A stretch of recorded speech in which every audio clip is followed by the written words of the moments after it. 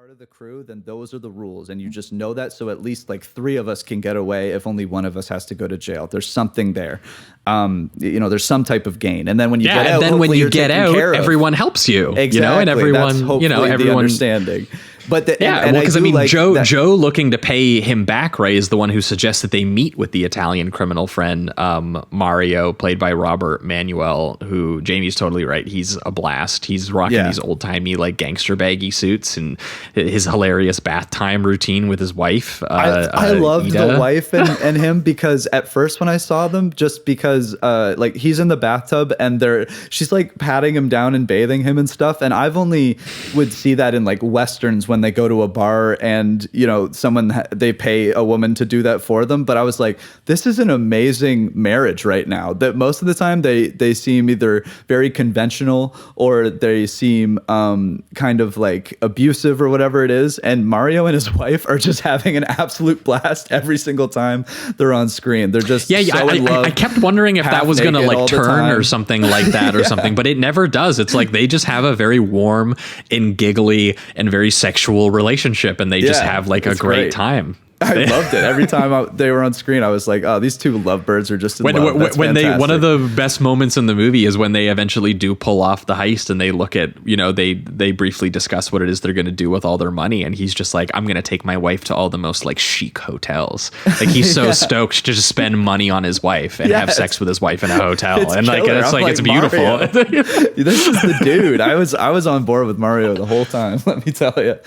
Oh man. Which we will, of course, as is tradition on the show, end in sadness, but we'll get there, everybody.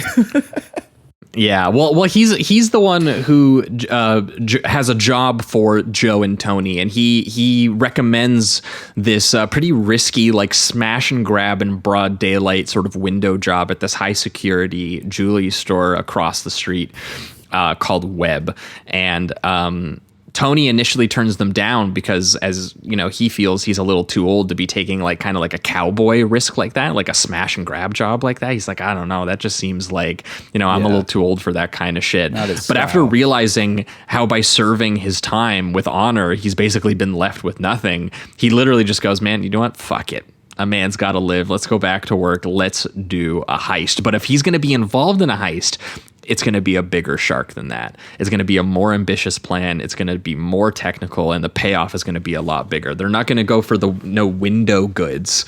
They're going to go for the safe of the most high security jewelry store on the block, which is where the movie starts turning into kind of the precursor to the actual heist sequence itself, which is them actually just like the casing out routine, the scheduling, the stakeouts, like calling in the safecracker from Milan named Caesar, who is very strategically played by Jules Dassin himself, just with a mustache on, who's very charming and friendly to the point where Tony calls him a Saint Bernard, like a dog. He has that thing too where he says, which is how so much of this is about friendship and about like having friends and like actually like caring about your colleagues and your community and things like that. I think at one point he says that now that we're like a crew and we're all agreeing to do this job together, we should like never be separated. We should be hanging out all the time. Like bros, we need to get in sync. We need to find a unison here. Yeah, it's exactly. I love the brotherhood element of that. I also like that Tony again is like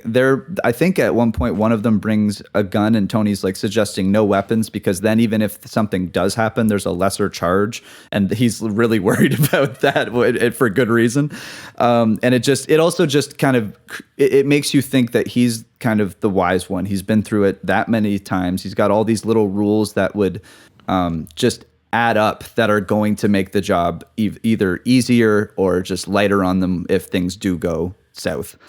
Yeah, and the movie really excels in this section, I think, in particular, because Dassin is just so committed to documenting the procedure of it. The way the camera just like voyeuristically roams that block of Paris from the vantage points of like their windows, and as they're like observing like what time the business is open, when certain employees start their day, the florist and the postman and security guard, and how to incorporate that timing and the positions into their staging, and like writing down the optimal times to do their rehearsal, and making the keys from the tool benches, or timing their getaway driving with the stopwatch. And there's a great sequence that's actually in both films where one of them pretends to be like a big money spender and walks into the store, and he's just like, he goes in this one, he's trying to buy a lighter, and he asks to make a phone call so he can observe the back room, and they go, oh, this is a big money spender, let him go into the back and make his phone call.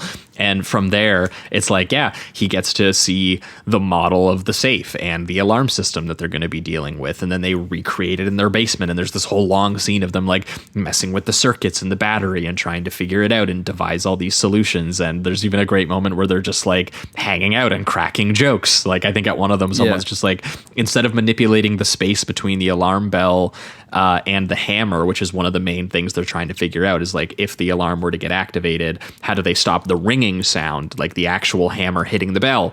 And at one point, I think Tony comes up with using candle wax, but they're like, that seems not very, like, how can you do it with the thing still like locked and closed like that? And at one point, I think it's Mario is the one who suggests they should put spaghetti and Parmesan. They should stuff it with spaghetti and Parmesan. And he's so enthusiastic about the idea too. It's great. And it's almost like he gets like hungry mid-sentence too. He's like, yeah, spaghetti. It's like, we should break great for dinner. Yeah, I love him. Yeah. And Tony then comes up with the really ingenious idea of spraying a fire extinguisher foam into the box, which ends up kind of working. And so either way, there's lots of cool details like that are then contrasted also with kind of a critique of the performative tough guy-ism of it all, I think that you could say. Like the...